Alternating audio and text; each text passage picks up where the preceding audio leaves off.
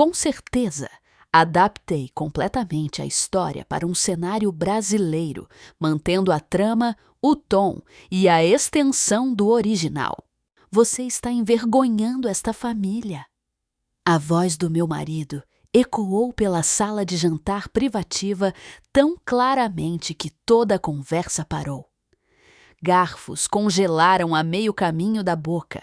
Até a garçonete, parada ao lado de nossa mesa, hesitou antes de colocar outra cesta de pães quentes. Levantei os olhos do meu prato intocado e encontrei o olhar frio de Ricardo. "Já chega!" disse ele, alto o suficiente para que todos ouvissem. "Você não contribui com nada aqui, Helena." Algumas risadas desconfortáveis ondularam pela mesa.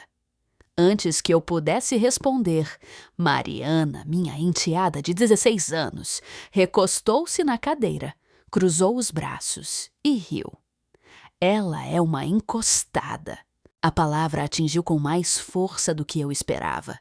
Não porque era nova, mas porque ela finalmente se sentira à vontade para dizê-la em público. Do outro lado da mesa, meu sogro lentamente baixou os olhos. Minha sogra suspirou, como se Mariana tivesse apenas falado uma verdade incômoda. Ninguém me defendeu, ninguém sequer pareceu surpreso. Então as portas do restaurante se abriram. O homem mais respeitado da cidade entrou. 3 crianças correram direto em minha direção. O garfo do meu sogro bateu em seu prato. Meu marido ficou pálido. Meu nome é Helena. E até aquela noite, quase todos na família do meu marido acreditavam que eu vivia às custas dele. Se você lhes perguntasse o que eu fazia da vida, provavelmente dariam de ombros. Nada importante. Essa era a resposta favorita de Ricardo. Nem sempre foi assim. Quando nos casamos, 5 anos antes, ele admirava o fato de eu ter sido professora do ensino fundamental. Adorava dizer às pessoas que eu tinha paciência, que me importava com as crianças, que um dia seria uma mãe incrível. Em algum ponto do caminho, esses elogios desapareceram, foram substituídos por perguntas. Quanto você ganha? Quando você vai arrumar um emprego de verdade? Por que estamos sempre dependendo do meu salário? A verdade era simples. Eu deixara de lecionar 2 anos antes para trabalhar em tempo integral no Porto Seguro Crianças, uma ONG que ajudava famílias de acolhimento e crianças em abrigos de emergência. O salário não era impressionante. Na verdade, era embaraçosamente pequeno em comparação com o que eu poderia ganhar em outro lugar. Mas toda manhã eu acordava acreditando que meu trabalho importava. Infelizmente, Ricardo media o sucesso de forma diferente.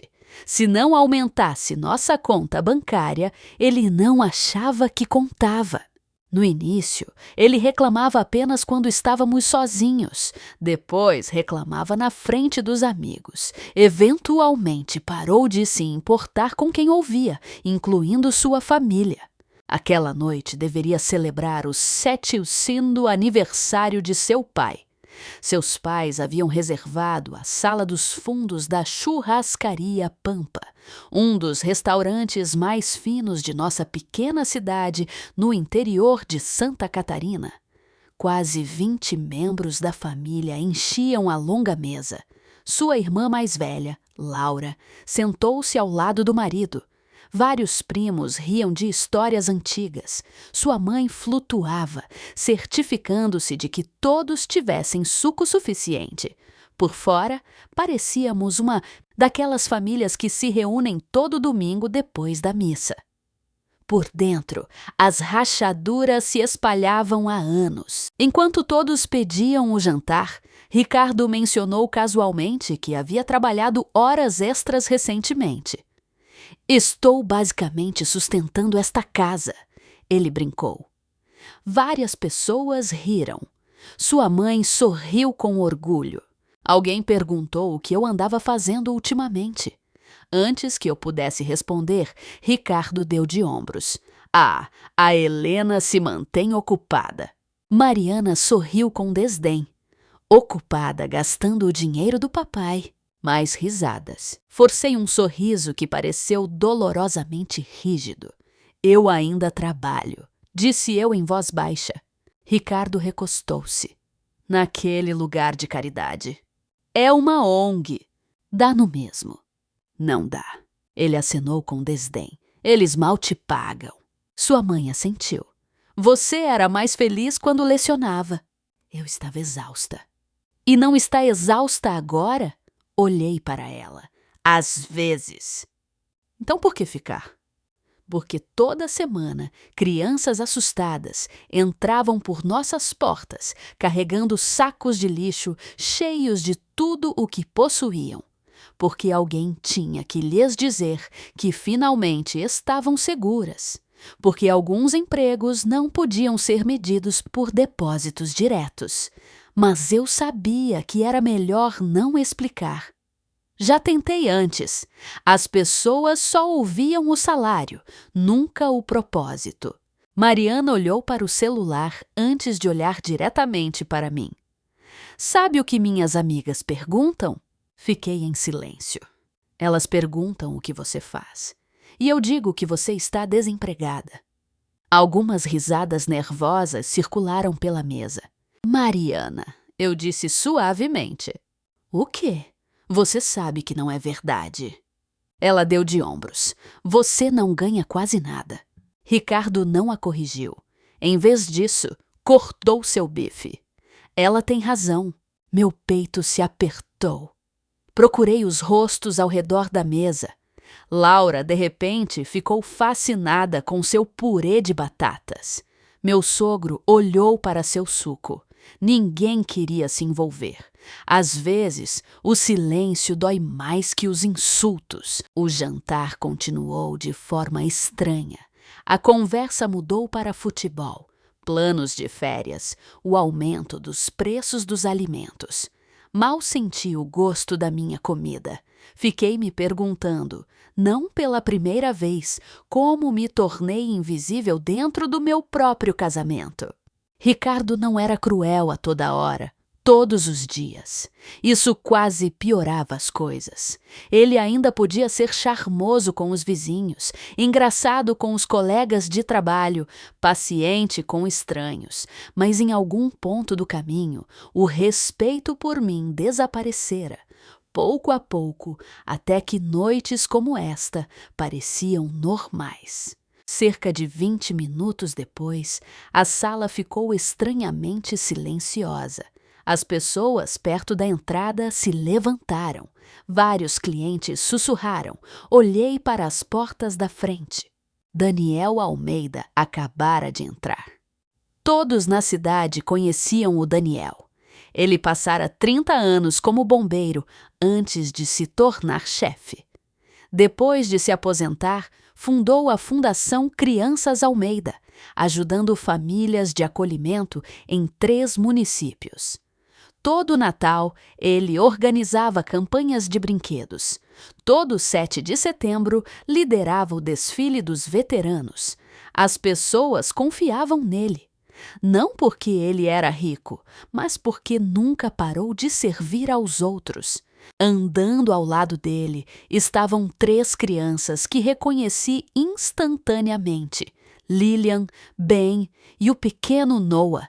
Meu coração quase parou. O que eles estavam fazendo aqui?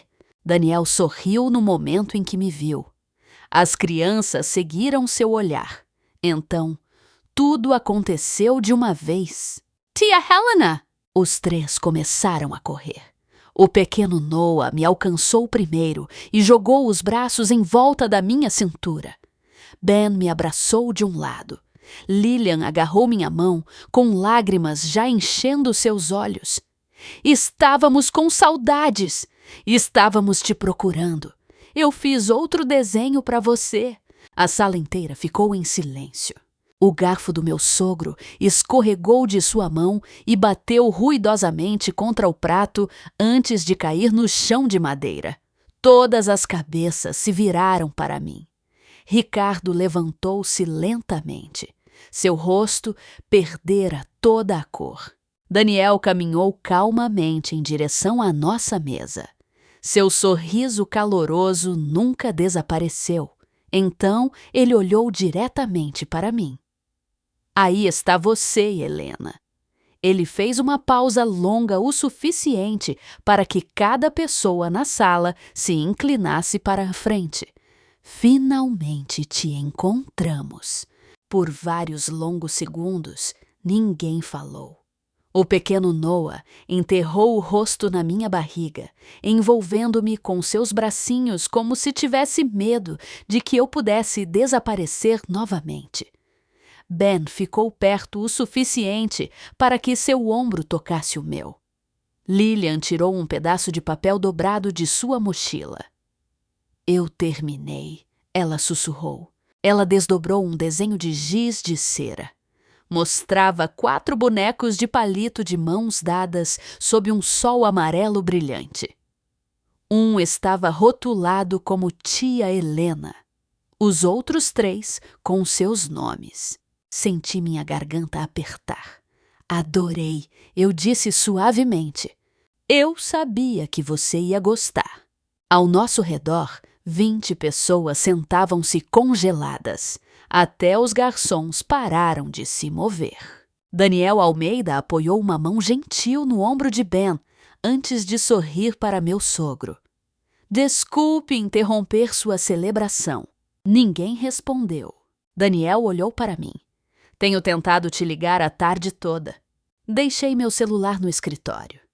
Imaginei. Seus olhos percorreram a mesa antes de pousar brevemente em Ricardo. Não sabia que você estava em um jantar de família. Ricardo engoliu em seco. Seu sorriso confiante de momentos antes se fora. Você conhece minha esposa? Daniel pareceu genuinamente surpreso. Conheço? Ele riu baixinho. Conheço a Helena há quase 2 anos. A sala ficou ainda mais silenciosa. 2 anos. Exatamente o tempo que meu marido passara dizendo a todos que eu havia jogado minha carreira fora. 2 anos antes, eu me demitira da escola primária, onde lecionara na 3ª série por quase 11 anos. Algumas pessoas pensaram que eu estava esgotada. Outras presumiram que encontrei um emprego com melhor remuneração. A verdade era muito mais complicada. Começou com um garotinho chamado Gabriel. Ele chegava à minha sala de aula usando o mesmo moletom quase todos os dias, mesmo na primavera. Ele era educado, quieto, sempre com fome. Uma tarde, ele adormeceu durante a hora da leitura. Quando o acordei gentilmente, ele pediu desculpas. Desculpe, professora, ficou acordado até tarde? Ele hesitou. Dormimos no carro. Essa única frase mudou minha vida. O conselho tutelar se envolveu. A orientadora da nossa escola trabalhou incansavelmente. Eventualmente, Gabriel foi para um abrigo de emergência.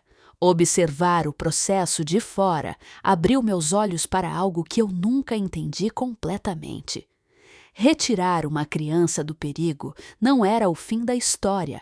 Era apenas o começo. As famílias de acolhimento precisavam de apoio. As crianças precisavam de estabilidade.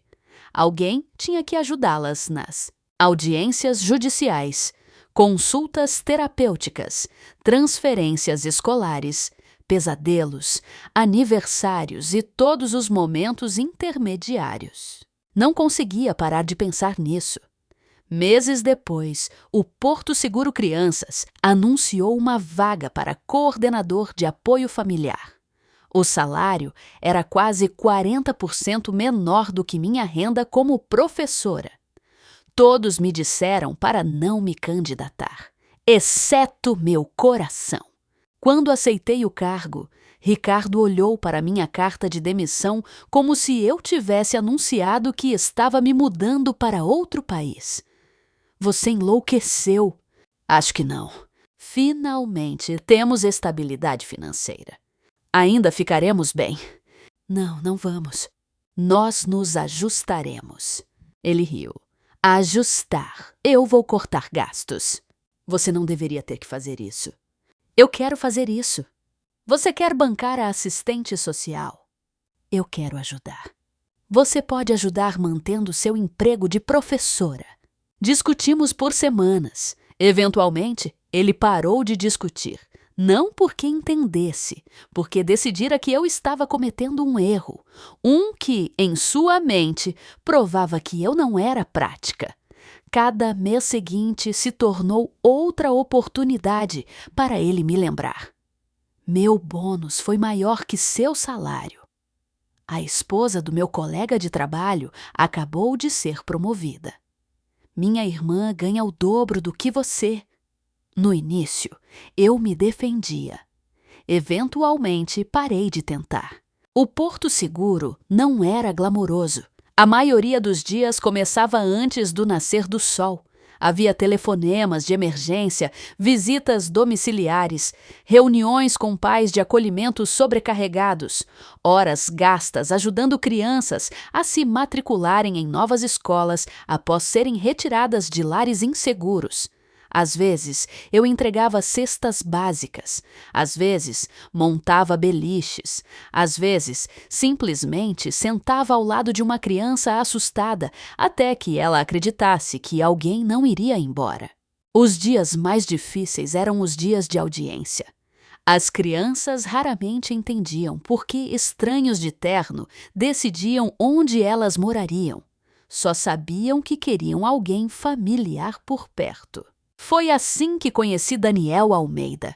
Sua fundação fazia parceria com dezenas de ONGs em todo o estado. Sempre que uma família de acolhimento precisava de móveis, material escolar, casacos de inverno ou financiamento de emergência, Daniel de alguma forma encontrava um jeito de fornecer.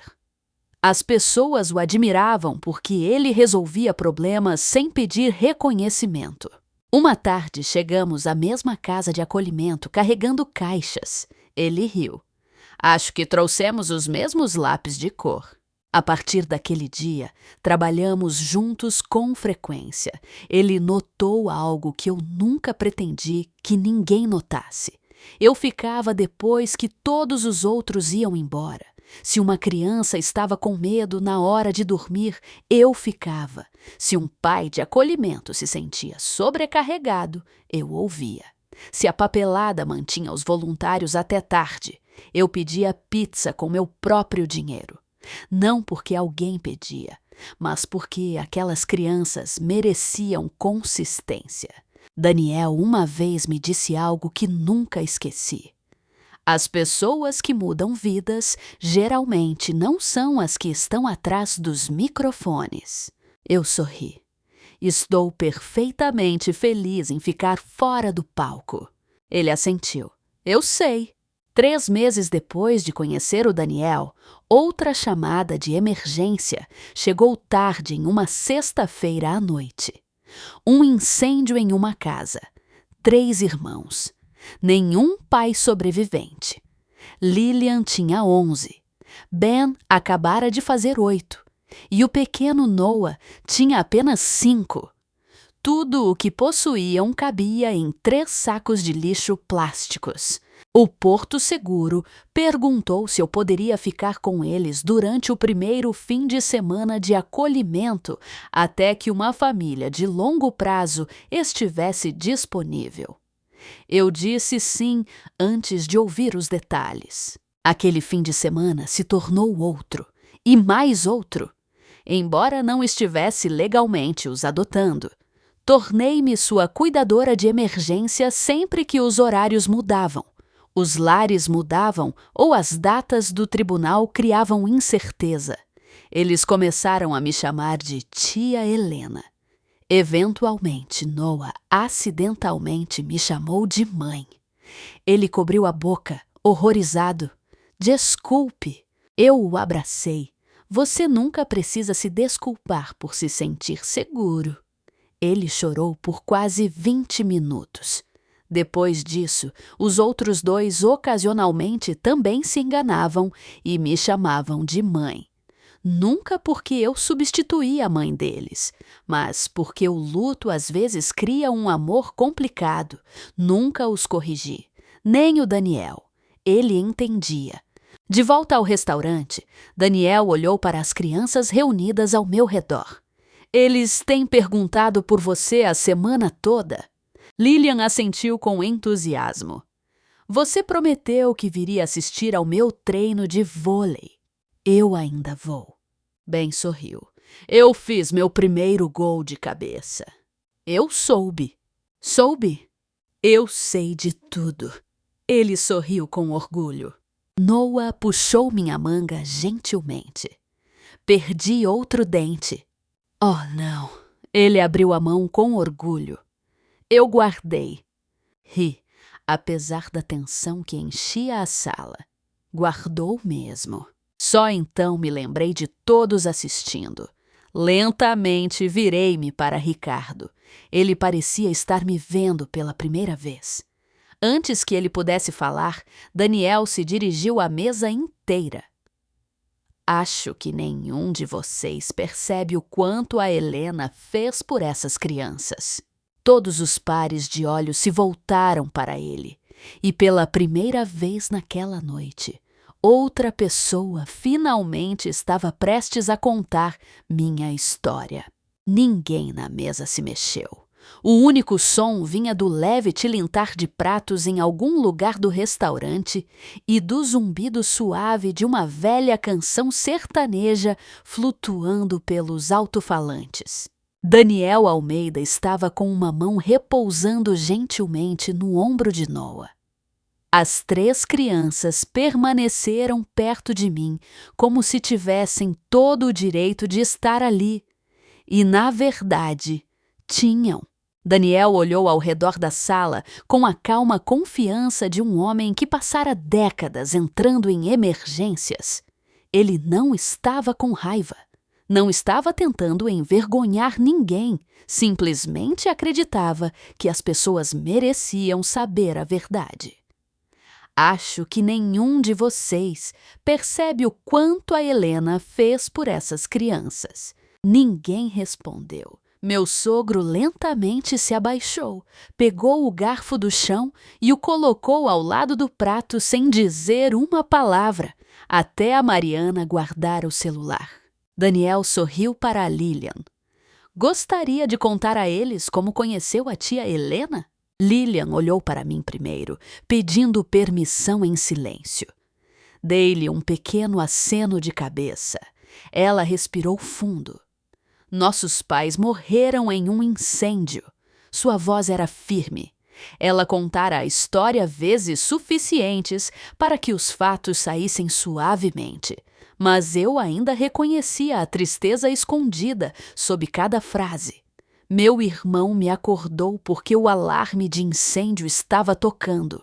Ben olhou silenciosamente para a mesa. Noah pegou minha mão. Nós saímos, continuou Lilian, mas mamãe e papai não. A sala ficou dolorosamente imóvel, até o Ricardo baixou os olhos. Quando tudo aconteceu, disse Lilian, as pessoas ficavam nos fazendo perguntas. Ela olhou para o Daniel. Policiais, médicos, assistentes sociais, tantos estranhos. Então ela olhou para mim. Mas a tia Helena não foi uma estranha por muito tempo. Daniel continuou a história. Quando as crianças perdem os pais inesperadamente, o sistema se move rápido. Ele não estava criticando ninguém, estava simplesmente explicando. Lares de emergência precisam acontecer imediatamente. Parentes são contatados, famílias de acolhimento são localizadas, escolas são notificadas, terapeutas se envolvem. Ele cruzou as mãos. É avassalador. Seus olhos pousaram brevemente em Ricardo, especialmente para as crianças.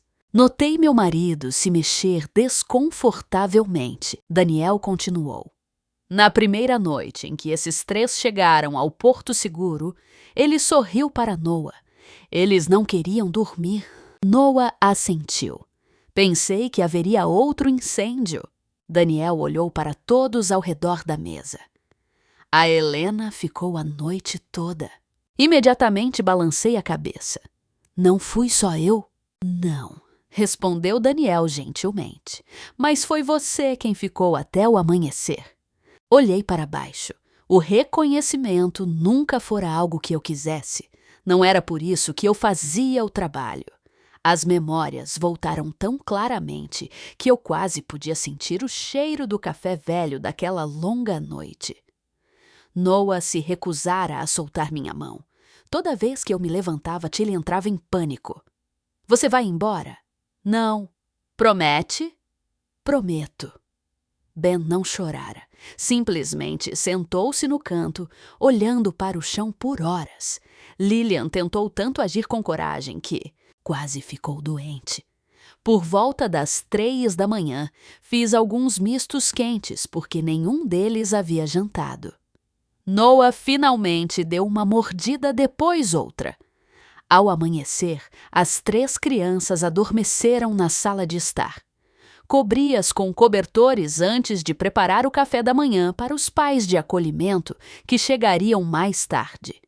Ninguém me pediu para ficar. Eu simplesmente não conseguia ir embora. A voz de Daniel me trouxe de volta ao restaurante. A maioria das pessoas não percebe que o acolhimento familiar não é só papelada. Ele olhou ao redor da sala. São aniversários, são pesadelos, são ataques de pânico. É ajudar as crianças a acreditarem que ainda podem confiar nos adultos. Ele fez uma pausa. A Helena nunca tratou essas crianças como um processo. Ele sorriu para as crianças. Ela as tratou como família. Noah apertou minha mão com mais força. Mariana o encarou abertamente.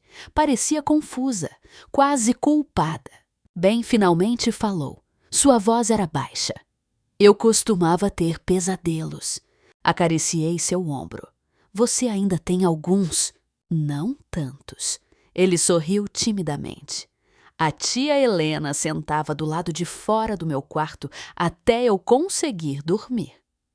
Ele deu de ombros, como se fosse perfeitamente comum. Eu sabia que se acordasse. Ele olhou para mim. Ela ainda estaria lá. Pisquei rapidamente. Algumas memórias nunca se tornavam mais fáceis. Lillian pegou sua mochila novamente. Desta vez, tirou uma fotografia dobrada, entregou-a ao meu sogro, mostrava as 3 crianças ao meu lado na festa junina do ano passado. O rosto de Noah estava coberto de algodão doce. Ben segurava um urso de pelúcia gigante. Lillian estava rindo. Na parte inferior, alguém escrevera em caneta azul: Nosso melhor dia. Meu sogro estudou a foto por vários longos segundos antes de passá-la silenciosamente para sua esposa. Ela olhou para ela sem falar. Sua expressão se suavizou pela primeira vez naquela noite. Daniel pigarreou. Sabem por que essas crianças ainda procuram a Helena? Ninguém respondeu. Porque ela nunca desapareceu depois que a crise terminou. Ele cruzou os braços. Muitas pessoas boas ajudam durante as emergências. Mas depois que as manchetes desaparecem, depois que os pratos de comida param de chegar, depois que todos voltam para suas próprias vidas, as crianças ainda precisam de alguém. Ele olhou diretamente para Ricardo. A Helena continuou aparecendo. Não uma, não 2 vezes, centenas de vezes. reuniões na escola, consultas terapêuticas, visitas médicas, jogos de futebol, noites de leitura, festas de aniversário, audiências judiciais, manhãs de Natal quando os pais de acolhimento trabalhavam em turnos noturnos. Ela nunca pediu para que ninguém notasse. Ela apenas ia. Meu marido olhou para mim como se procurasse uma explicação. Quando você estava fazendo tudo isso? Sua voz mal passava de um sussurro. Respondi honestamente. Na maioria dos sábados. Ele franziu a testa. Você me disse que estava sendo voluntária. Eu estava. Você nunca disse... Você nunca perguntou o que ser voluntária significava? Ele abriu a boca, depois a fechou novamente. Porque ele sabia que eu estava certa. Sempre que eu mencionava o trabalho, ele geralmente mudava de assunto. Sempre que eu chegava em casa exausta, ele presumia que eu havia desperdiçado mais um dia. A verdade sempre esteve lá. Ele simplesmente não se importara o suficiente para olhar. Mariana finalmente falou. Quer dizer, eles te chamam de mãe. A pergunta pairou no ar. Antes que eu pudesse responder, Noah o fez. Às vezes, ele baixou a cabeça. Sinto falta da minha mãe de verdade. Sempre vou sentir. Então ele sorriu para mim. Mas a tia Helena me faz sentir seguro. A inocência em sua voz quebrou algo dentro da sala. Ninguém entendeu mal o que ele quis dizer. Ele não estava substituindo sua mãe. Estava descrevendo confiança, do tipo que as crianças constroem apenas depois que alguém prova, repetidamente, que não vai embora.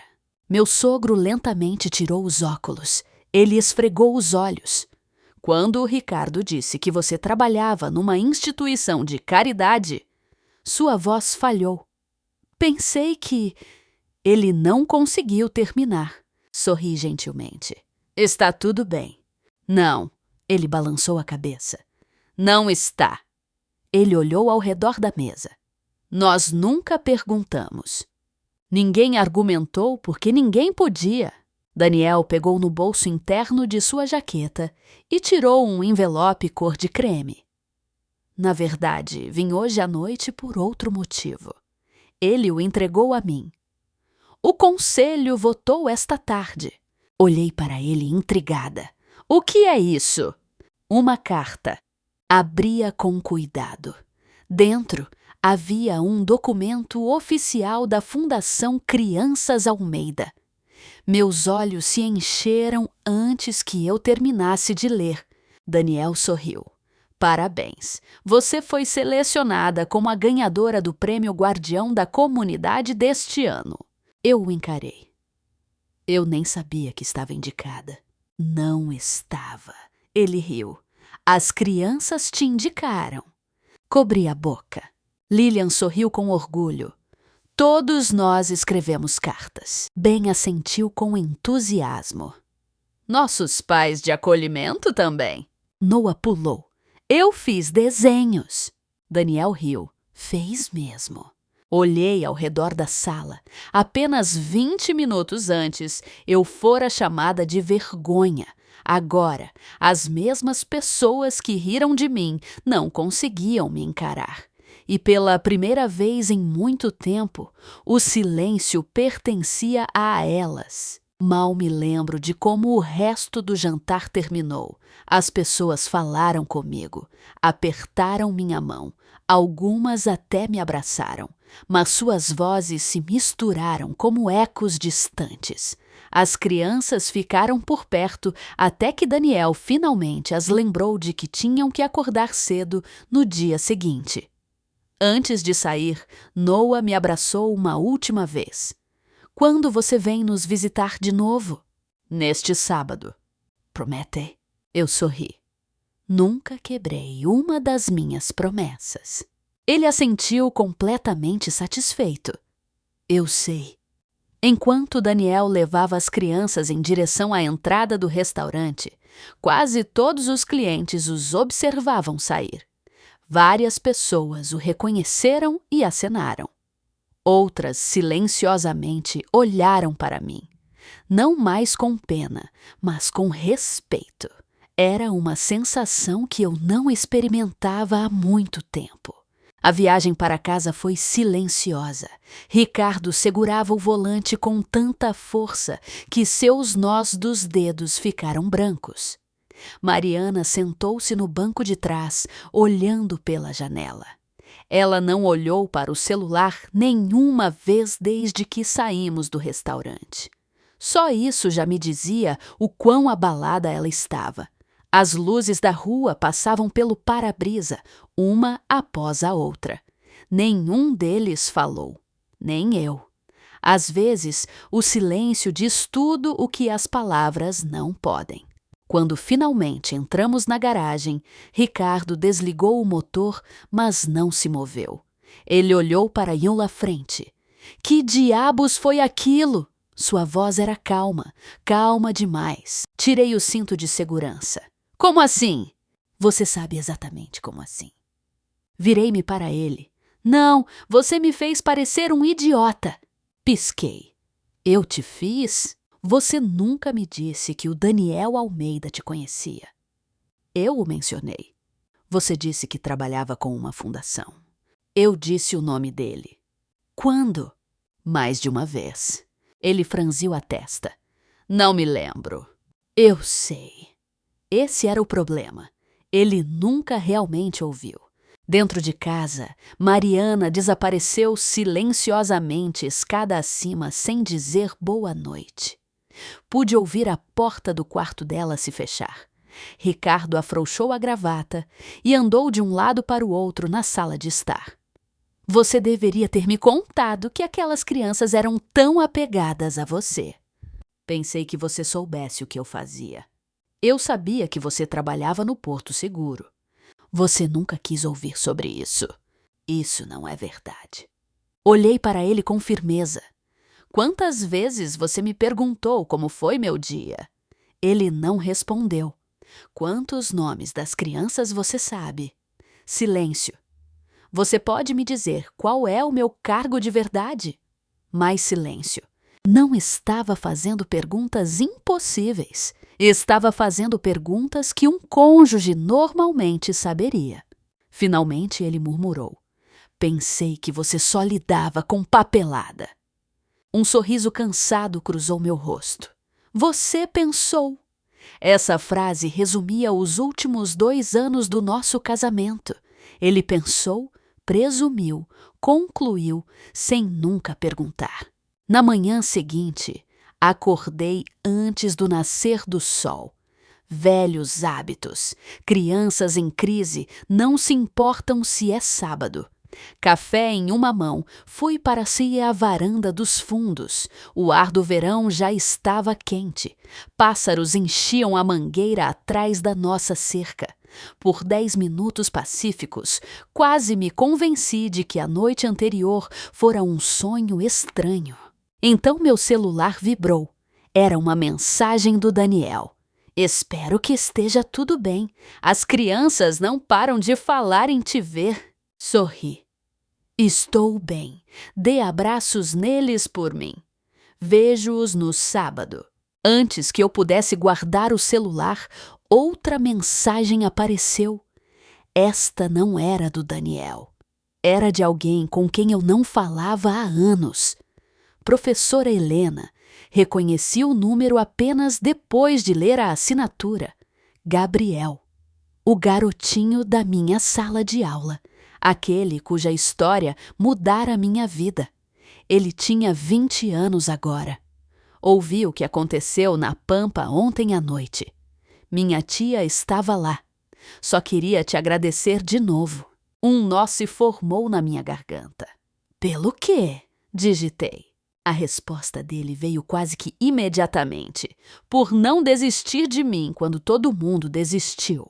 Fechei os olhos. Às vezes você nunca sabe se fez a diferença até anos depois. Na segunda-feira de manhã, nossa cidade já começara a falar. Cidades pequenas têm seu próprio jeito de espalhar notícias. Ninguém pretende fofocar, simplesmente viaja. No supermercado, na igreja, na lanchonete onde os veteranos aposentados se reuniam todas as manhãs. Na hora do almoço, 3 colegas de trabalho diferentes perguntaram se eu realmente recebera o prêmio Guardião da Comunidade. Ri sem graça. Acho que as notícias viajam rápido. Uma delas sorriu. Esta cidade finalmente descobriu o que você tem feito. Não tinha certeza de como me sentia sobre isso. O reconhecimento era bom, mas também me deixava desconfortável. Ajudar crianças nunca fora sobre aplausos. Na quarta-feira à tarde, a Fundação Crianças Almeida lançou um pequeno vídeo promovendo seu jantar anual de arrecadação de fundos. Apresentava voluntários, pais de acolhimento, assistentes sociais e várias famílias cujas vidas foram mudadas pelo apoio da comunidade. Eu apareci por menos de 30 segundos, sem música dramática, sem holofotes. Apenas eu ajudando Noah a amarrar os sapatos antes de uma excursão escolar, ajudando Lillian a pendurar desenhos em um acampamento de verão, torcendo enquanto Ben comemorava um gol durante um jogo de futebol. O vídeo não era realmente sobre mim, era sobre as crianças, mas as pessoas notaram. À noite, minha caixa de entrada se encheu de mensagens. Ex-colegas de trabalho, antigos alunos, membros da igreja, pais que eu ensinara anos antes. Uma mensagem dizia simplesmente: "Obrigada por escolher o caminho mais difícil." Chorei depois de ler essa. Outra pessoa também assistiu ao vídeo. Mariana. Descobri isso na quinta-feira à noite. Ela estava em silêncio na cozinha enquanto eu picava legumes para o jantar. Parecia extraordinariamente nervosa. Eu vi o vídeo da fundação. Continuei cortando cenouras. Imaginei que você veria. Você estava em toda parte. Sorri suavemente. Na verdade, não.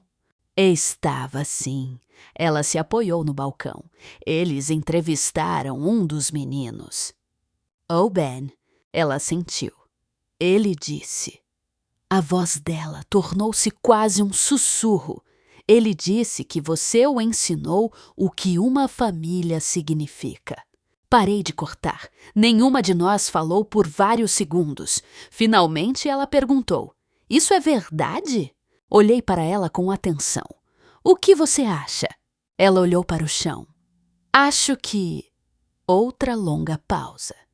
"Acho que nunca te conheci de verdade."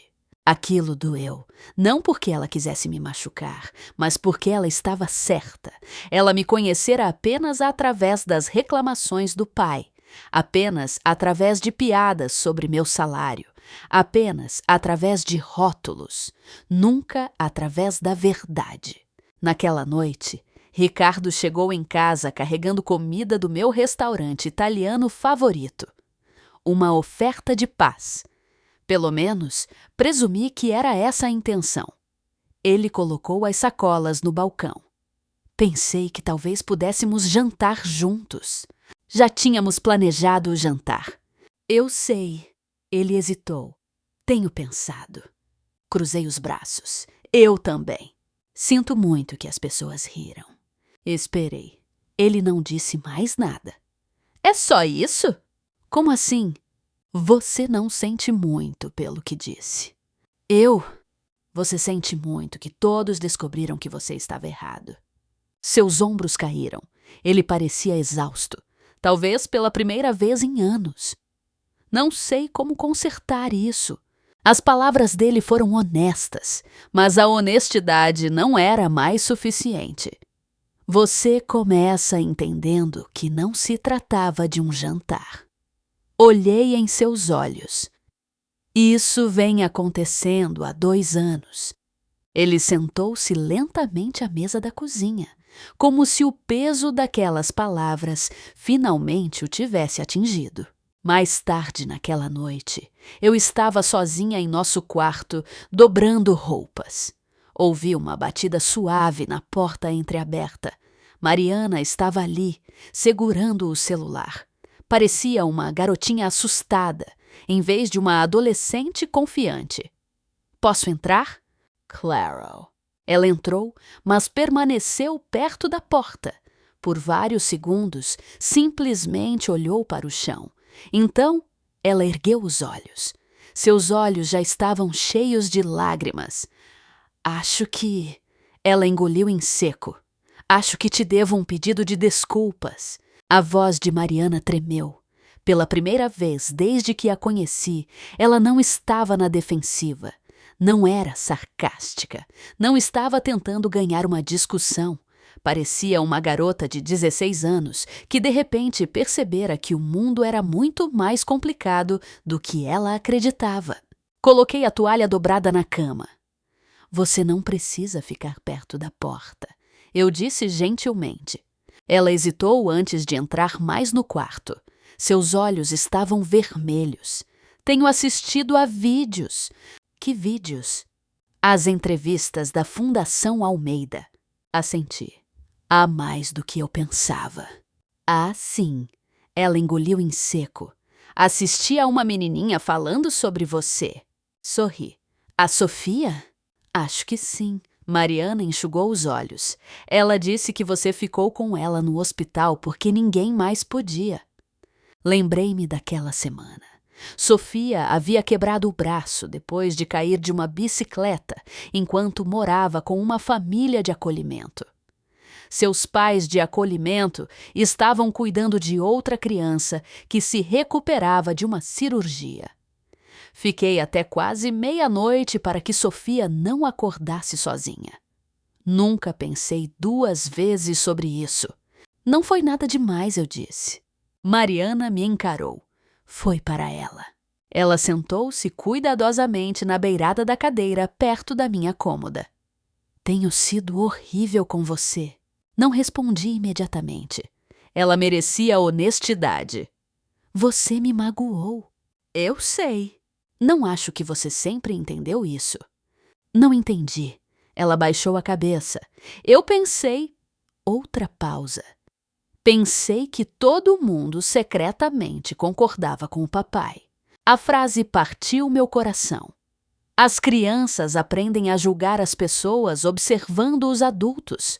Mariana não inventara aquelas opiniões. Ela as herdara. Quando o papai brincava sobre o seu trabalho, ela parecia miserável. Todo mundo ria. Riam mesmo. Então pensei que estava tudo bem. Não estava. Eu sei disso agora. O silêncio se instalou entre nós, não desconfortável, apenas honesto. Finalmente ela ergueu os olhos. Eu te chamei de encostada. Chamou. Tenho tanta vergonha. Aproximei-me e sentei-me ao lado dela. Aceito seu pedido de desculpas. Ela piscou. Assim, simples. Um pedido de desculpas é o começo. Ela franziu a testa. Não o fim. Balancei a cabeça gentilmente. A confiança não retorna porque alguém diz que sente muito. Ela assentiu lentamente. Você tem que viver de forma diferente. Eu quero. Pela primeira vez em anos, acreditei nela. Naquele sábado de manhã, cheguei ao Porto Seguro pouco antes das 8h. As crianças ajudavam a decorar para nosso piquenique anual de verão em família. Voluntários carregavam mesas dobráveis pelo gramado. Grupos da igreja descarregavam caixas térmicas cheias de sanduíches. Uma loja de ferragens local doara vasos de flores. Um casal de aposentados passava todos os anos assando hambúrgueres para quem viesse. Era assim que a comunidade se parecia. Não glamourosa, apenas pessoas ajudando umas às outras silenciosamente. Ao sair do carro, Noah me viu do outro lado do estacionamento. Tia Helena! Ele correu tão rápido que o Daniel mal teve tempo de rir. Acho que ele sentiu sua falta, disse Daniel. Percebe-se. Noah envolveu minha cintura com os braços. Você veio. Eu disse que viria. Eu sei. Ele sorriu com orgulho. Você sempre cumpre as promessas. Cerca de 20 minutos depois, outro carro entrou no estacionamento. Olhei para cima, surpresa. Mariana desceu. Usava jeans, uma camiseta velha e um boné. Parecia nervosa o suficiente para dar meia volta e ir embora. Daniel olhou para mim, esperado. Balancei a cabeça. Não. Mariana se aproximou lentamente. Ela olhou para as crianças.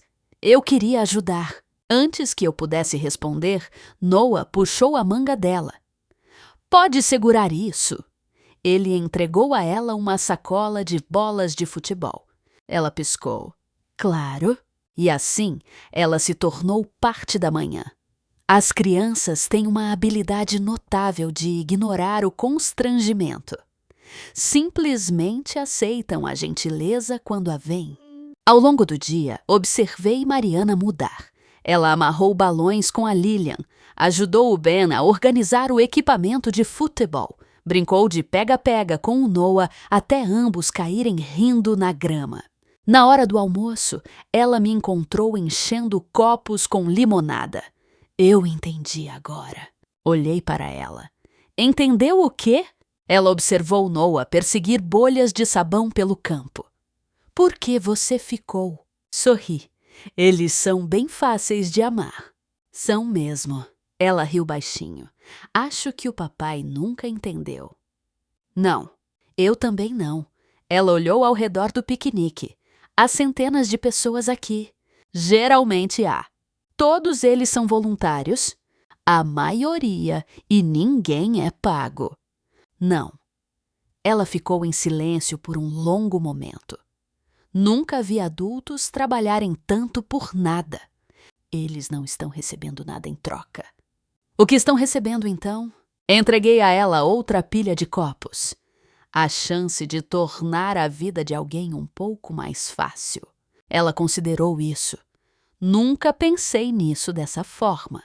Enquanto isso, as coisas em casa continuavam desmoronando. Ricardo notou a distância entre nós. Falávamos educadamente, compartilhávamos refeições, pagávamos contas, mas algo fundamental havia mudado. A confiança fácil que tínhamos antes se fora. Uma noite, ele sentou-se à minha frente na mesa da cozinha. Tenho pensado em fazer terapia. Assenti. Acho uma boa ideia. Seu rosto se iluminou um pouco. Acha? Acho. Então talvez. Interrompi-o gentilmente. Mas a terapia não vai apagar os últimos 2 anos. Sua expressão caiu novamente. Eu sei. Preciso que você entenda uma coisa. Estou ouvindo. Não quero passar o resto da minha vida provando meu valor. Ele olhou para as mãos. Você não deveria ter que fazer isso. Não. Pela primeira vez, ele não discutiu. Uma semana depois, meu sogro ligou. Helena! Oi, Francisco. Eu estava pensando. Ele pigarreou. Você acha que sua organização poderia usar mais um voluntário? Sorri. Estamos sempre procurando voluntários. Eu não sei muito bem o que fazer. Você aprende. Eu gostaria. Ele hesitou. Devo-lhe mais do que um pedido de desculpas. Você não me deve nada. Devo sim. Sua voz falhou. Eu te julguei sem nunca perguntar quem você realmente era. Fechei os olhos. Obrigada por dizer isso. No sábado seguinte, Francisco passou 6 horas consertando bicicletas quebradas para crianças de acolhimento. Saiu coberto de graxa, sorrindo como um menino. Às vezes, a redenção começa com uma chave de fenda e um coração disposto. Nem todos mudaram. Minha sogra permaneceu distante. Não era mais rude, mas o orgulho pode ser teimoso. Ela achou mais fácil evitar o assunto por completo. Aceitei isso, As pessoas crescem em velocidades diferentes. Algumas nunca crescem. Uma noite, quase um mês após o jantar, Ricardo chegou em casa mais cedo. Eu me inscrevi. Para quê? Orientação de voluntários. Olhei para ele com atenção. Você não precisa fazer isso por minha causa. Não estou. Então por quê? Ele respondeu sem hesitar. Porque preciso ver o mundo em que você tem vivido. Apreciei a honestidade. Eu realmente apreciei. Mas honestidade e esforço, embora importantes, não podiam reparar instantaneamente anos de desrespeito. Alguns dias depois, encontrei-me com uma terapeuta sozinha, não porque já decidira deixar meu casamento, porque precisava de clareza. Depois de ouvir em silêncio por quase uma hora, ela fez uma pergunta simples. Quando foi a última vez que você se sentiu emocionalmente segura com seu marido? Abri a boca, depois a fechei novamente. Procurei em aniversários, férias, natais, noites de terça-feira comuns. Não consegui encontrar uma resposta. Aquele silêncio me disse tudo o que eu precisava saber.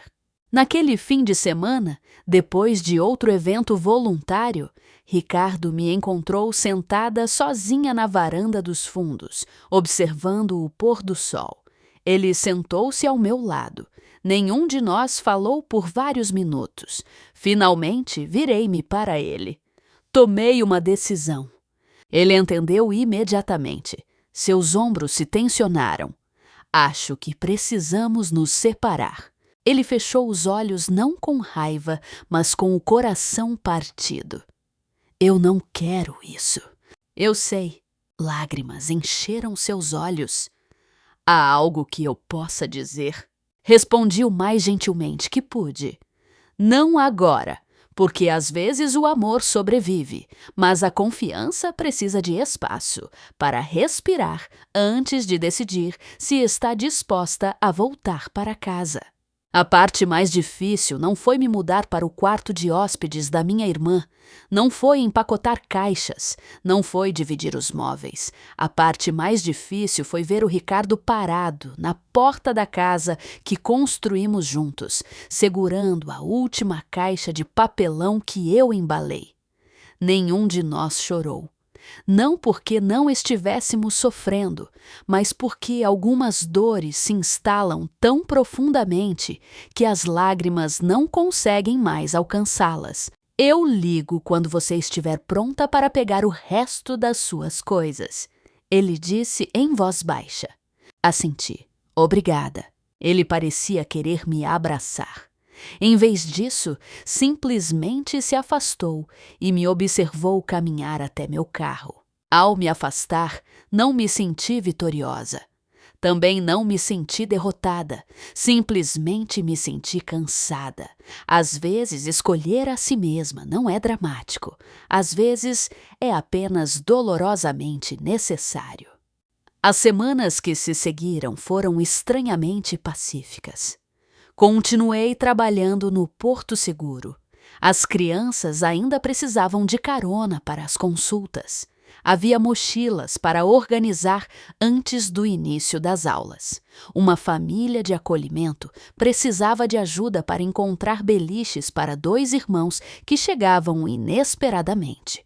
Outra avó precisava que alguém explicasse a papelada da guarda que ela achava avassaladora. A vida não parou porque meu casamento havia mudado.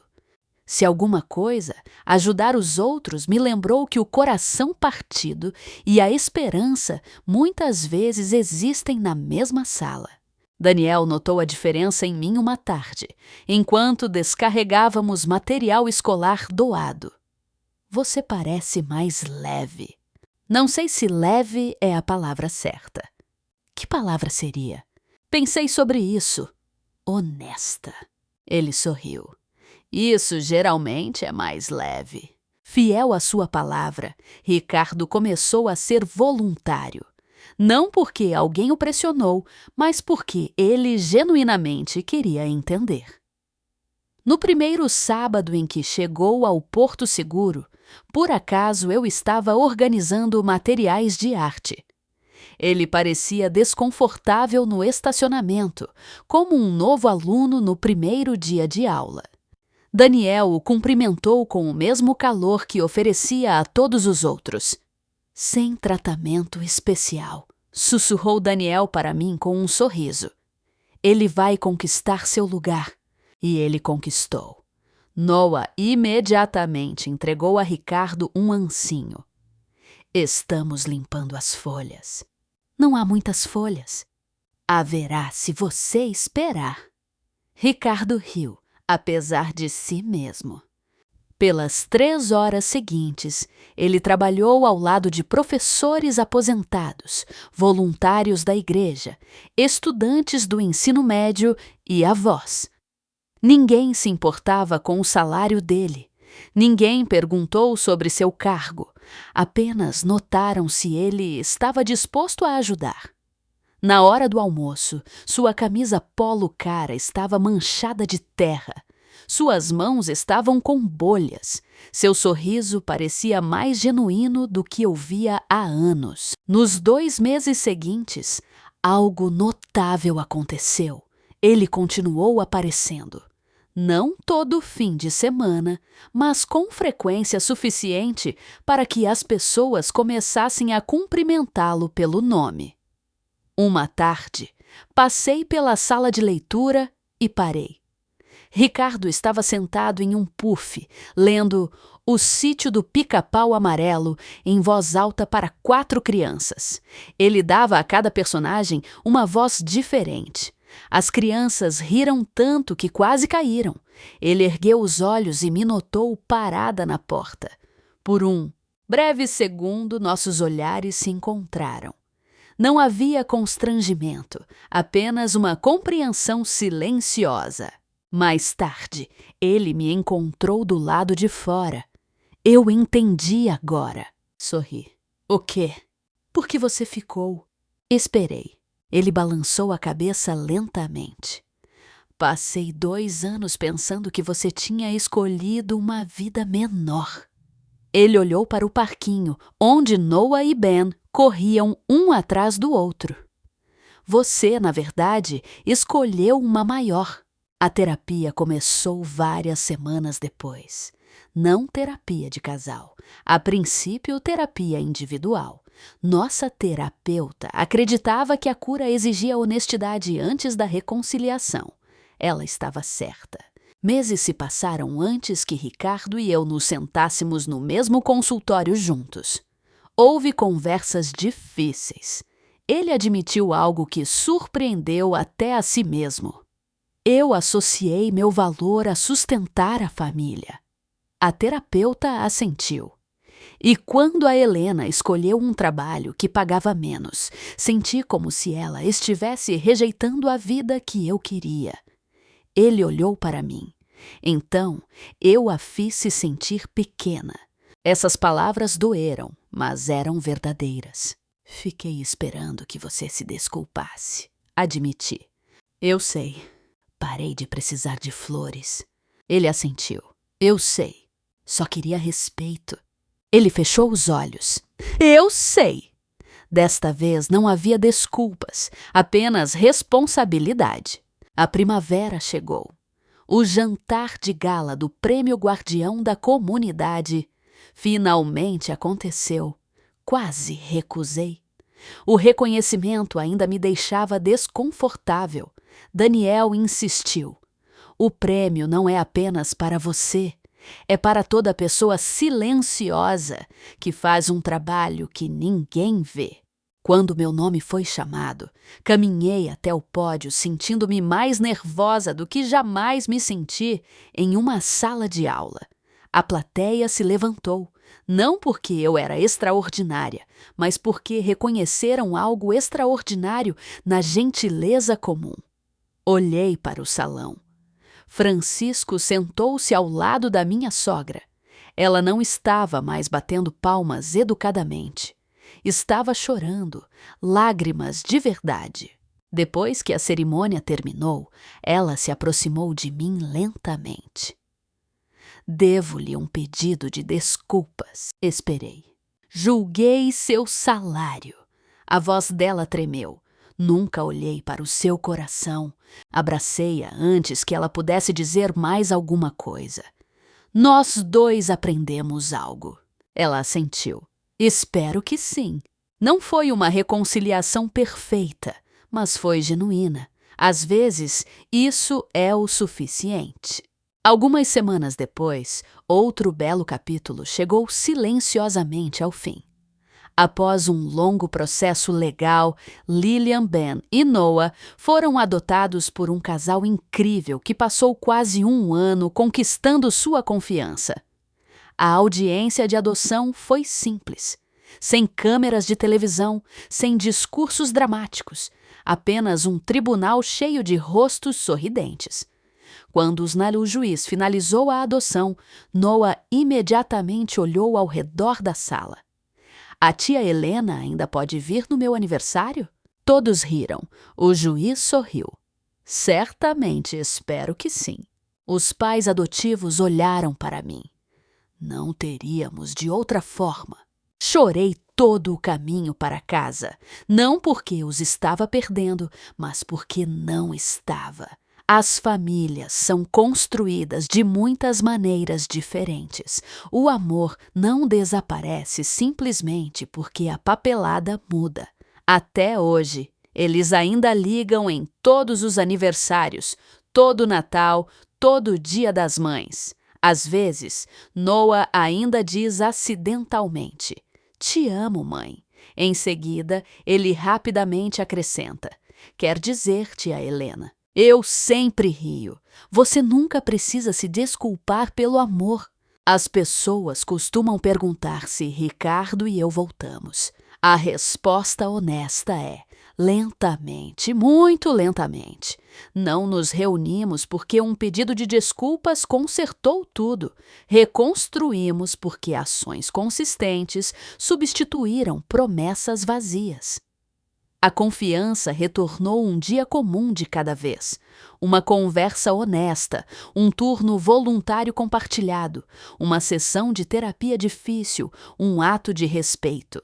Quando renovamos nossos votos em uma pequena capela de igreja, quase 2 anos depois, ambos entendemos algo que perdemos da primeira vez. O casamento não é sustentado pela renda. É sustentado pela honra, pela escuta, por escolher um ao outro repetidamente. Olhando para trás agora, às vezes penso naquele jantar de aniversário, o momento em que fui chamada de vergonha. Na época, parecia a pior noite da minha vida. Em vez disso, tornou-se a noite em que a verdade finalmente veio à luz.